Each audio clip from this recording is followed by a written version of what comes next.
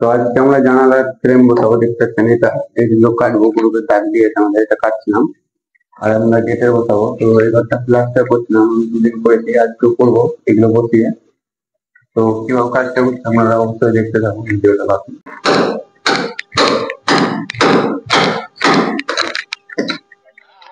তো আপনারা সবাই দেখতে পাচ্ছেন আমাদের ফ্রেম বসা কমপ্লিট, এখন জাম করতে বাকি আছে।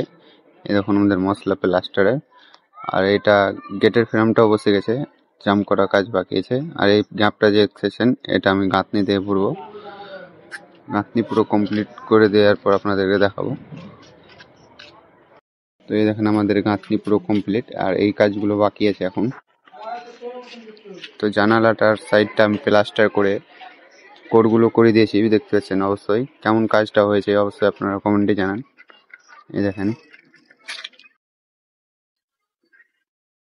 তো এখন এই কাজগুলো বাকি আছে, এইগুলো কাজ আছে বাকি, এইটুকুন প্লাস্টার করতে বাকি আছে।